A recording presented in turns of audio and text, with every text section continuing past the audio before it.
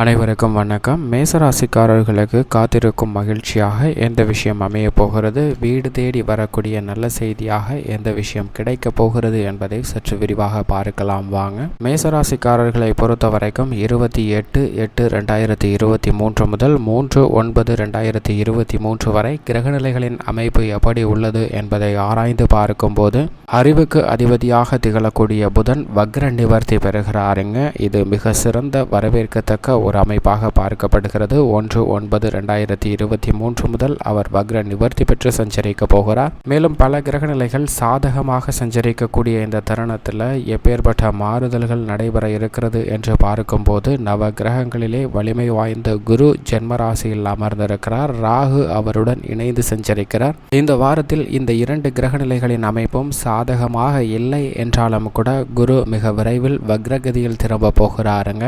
எனவே இந்த தருணத்தில் நீங்கள் எதிர்பார்க்கக்கூடிய நல்ல பல மாறுதல்கள் குடும்ப ரீதியாக நடைபெறுவதற்கான வாய்ப்பும் யோகமும் மிக அபரிவிதமாக கிடைக்கிறது என்பதை உறுதிப்படுத்துகிறார். சின்ன சின்ன காரிய தடைகள் கூட விலகி நல்ல ஒரு முன்னேற்ற வாய்ப்பு கிடைப்பதற்கான ஏற்றதொரு தருணமாக பார்க்கப்படுகிறது என்பதை குரு உறுதிப்படுத்துகிறாருங்க. குரு மற்றும் ராகு ஜென்மராசியில் அமர்ந்திருப்பது அவ்வளவு சிறப்பான நன்மை தரக்கூடிய அமைப்பாக இல்லை என்றாலும் கூட சில சிரமங்கள் இந்த தருணத்தில் நிச்சயமாக குறையும். கேதுவின் அமைப்பை பொறுத்த வரைக்கும் 7ல் இருக்கிறாருங்க. எண்ணிய காரியங்களில் சில தடைகள் ஏற்படுவதற்கான வாய்ப்பு இருக்கிறது. சனியின் அமைப்பை பொறுத்த வரைக்கும் கர்மஸ்தானத்தில் வீற்றிருக்கிறார். ஜீவனஸ்தானத்தில் வீற்றிருப்பது நல்ல வரவேற்கத்தக்க ஒரு அமைப்பாக பார்க்கப்படுகிறது. அவர் வக்ரகதியில் சஞ்சரித்தாலும் இந்த தருணத்தில் சனியின் அமைப்பு காரணமாக சில நன்மைகள் நடைபெறுவதற்கான வாய்ப்பும் யோகமும் இருக்கிறது. செவ்வாயை பொறுத்த வரைக்கும் 6ல் இருக்கிறாருங்க. ராசியின் அதிபதியான செவ்வாய் 6ல் இருப்பது அமோகமான வளர்ச்சிக்கு வித்திடக்கூடிய ஒன்றாக பார்க்கப்படுகிறது. தடைப்பட்ட காரியங்கள் அனைத்தையும் துரிதமாக செய்து முடிப்பதற்கான வாய்ப்பை மற்ற கிரகநிலைகளின் அமைப்பு சாதகமாக இல்லை என்றாலும் கூட செவ்வாயின் அமைப்பு நல்ல ஒரு மாறுதலை ஏற்படுத்தி கொடுக்கக்கூடிய அமைப்பாக பார்க்கப்படுகிறது.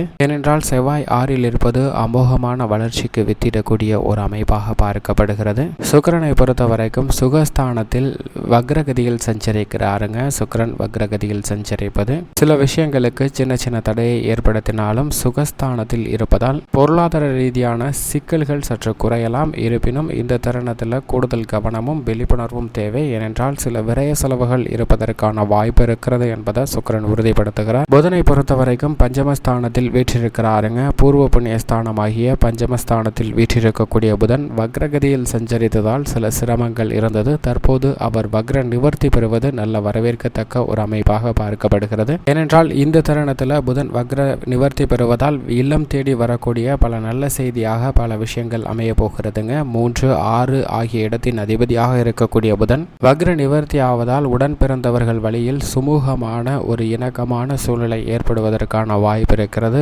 உத்தியோகத்தில் பணி நீக்கம் செய்யப்பட்டவர்களுக்கு மீண்டும் பணி கிடைப்பதற்கான வாய்ப்பு அல்லது வேறொரு நிறுவனத்தில் உடனடியாக இணைவதற்கான யோகமும் இருக்கிறது. பொருளாதார பற்றாக்குறைகள் விலகுவதற்கான வாய்ப்பு இருக்குங்க. வற்றாத அளவிற்கு செலவுகளை சமாளிக்கக்கூடிய வகையில் கடன் வாங்க வேண்டிய ஒரு சூழ்நிலை இல்லாத வகையில் புதன் உங்களுக்கு நல்லதொரு மாறுதலை ஏற்படுத்தி கொடுக்க போகிறாருங்க. வக்ர நிவர்த்தி காரணமாக நீங்கள் எதிர்பார்த்து கொண்டிருக்கக்கூடிய பழைய பாக்கி இல்லம் தேடி வருவதற்கான வாய்ப்பு இருக்கிறது. கடன் தொல்லைகள் குறையும். நீண்ட நாட்களாக எதிர்பார்த்திருக்கக்கூடிய மகிழ்ச்சியான செய்தி நிச்சயமாக அலைபேசி மூலமாகவோ அல்லது உங்களது இல்லம் தேடி வருவதற்கான வாய்ப்பு அதீதமாக இருக்கிறது என்பதை பூர்வ புண்ணிய ஸ்தானத்தில் வக்ர நிவர்த்தி பெறக்கூடிய புதன் உறுதிப்படுத்துகிறாருங்க.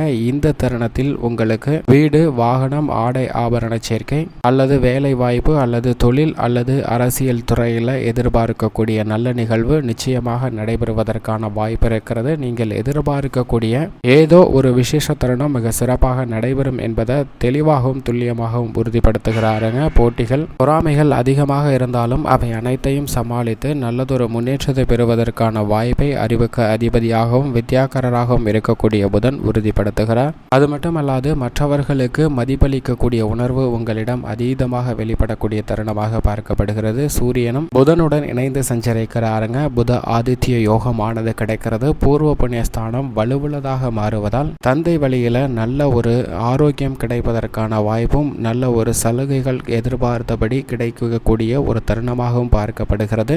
அரசாங்க சலுகைகள் உள்ளிட்ட பல விஷயங்கள் நீங்கள் எதிர்பார்த்தபடி சிறப்பாக அமைய அமையுங்க. சந்திரனினால் பெரிய அளவிற்கு சிரமம் இந்த வாரத்தில் இல்லை. மேலும் இப்படி கிரகநிலைகளின் அமைப்பு இருக்க குடும்ப சூழ்நிலையை பொறுத்த வரைக்கும் இந்த வாரம் முழுவதும் சாதகமாக சஞ்சரிக்கக்கூடிய கிரகநிலைகளின் அமைப்பாக பார்க்கப்படுவது சூரியன், புதன், ராசியின் அதிபதியான செவ்வாய் போன்ற கிரகநிலைகள் மிக வலுவாகவும் அதீத நன்மை கொடுக்கக்கூடிய அமைப்பிலும் சஞ்சரிக்கின்றன. குரு, ராகு, கேது, சனி போன்ற கிரகநிலைகளால் பெரிய அளவிற்கு பாதிப்பு ஏற்படாது. சற்று விழிப்புணர்வுடன் இருந்தால் குடும்ப ரீதியான சிரமங்களை நிச்சயமாக குறைக்க முடியும் என்பதை கிரகநிலைகள் உறுதிப்படுத்துகின்றன. ஏனென்றால் வழக்கத்திற்கு மாறாக இந்த வாரத்தில் நீங்கள் எதிர்பார்க்கக்கூடிய நல்ல விஷயம் நிச்சயமாக கிடைக்கும். அது மட்டுமல்லாது வீண் அலைச்சலும் சிரமமும் கடுமையாக குறையக்கூடிய வாய்ப்பு நிச்சயமாக இருக்குங்க. பல்வேறு விதமான மன போராட்டங்களில் சிக்கி தவிக்கக்கூடியவர்களுக்கு நிச்சயமாக மன போராட்டத்திலிருந்து விடுதலை கிடைப்பதற்கான வாய்ப்பும் யோகமும் உருவாகிறது. உத்தியோக ரீதியாக எதிர்பார்த்த சலுகைகள் கிடைக்கக்கூடிய ஒரு தருணமாக பார்க்கப்படுதுங்க.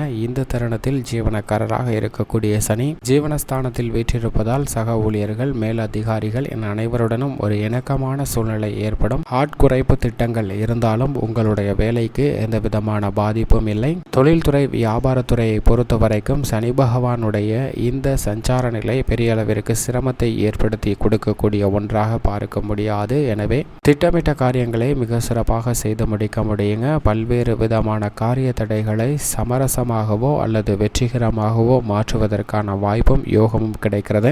கலைத்துறையை பொறுத்த வரைக்கும் சுக்கிரன் வக்ரகதியில் சஞ்சரிக்கிறாருங்க. சனி பகவானும் ஜீவனஸ்தானத்தில் வீற்றிருக்கிறார். எனவே தீமைகள் சற்று நிச்சயமாக குறைய போகிறது. எனவே இந்த தருணம் என்பது நீங்கள் எதிர்பார்க்கக்கூடிய நல்ல பல வாய்ப்புகளும் சந்தர்ப்பங்களும் நிறைந்து கிடைக்கக்கூடிய ஒரு தருணமாக அமைகிறது என்பதை தெளிவாகவும் துல்லியமாகவும் கிரகநிலைகள் உறுதிப்படுத்துகின்றன. பொது வாழ்வில் இருப்பவர்களுக்கு பல சிரமங்கள் குறைந்து நல்ல முன்னேற்றமும் வெற்றி வாய்ப்பும் கிடைக்கக்கூடிய ஒரு தருணமாக பார்க்கப்படுகிறது. மாணவ மாணவியரை பொறுத்த வரைக்கும் வித்யாக்காரராக இருக்கக்கூடிய புதன் வக்ர நிவர்த்தி பெறுவதால் கிரகிக்கும் தன்மை அதிகரிக்கும். கல்வியில சிறந்து விளங்குவதற்கான வாய்ப்பும் யோகமும் கிடைக்கிறது. விவசாயத்துறையின் அதிபதியாக இருக்கக்கூடிய ராசியின் அதிபதியான செவ்வாய் மிக சிறப்பாக ருணரோக சத்ருஸ்தானத்தில் அமர்ந்திருக்கிறார். எனவே மனநிறைவும் மகிழ்ச்சியும் கிடைக்கக்கூடிய வகையில் பல்வேறு விதமான பணிகளை சிறப்பாக செய்து முடிக்க முடியுங்க. தண்ணீர் வரவில்லையே என்ற உங்களது கவலைக்கு நல்லதொரு மாற்றம் நிச்சயமாக கிடைக்க போகிறது.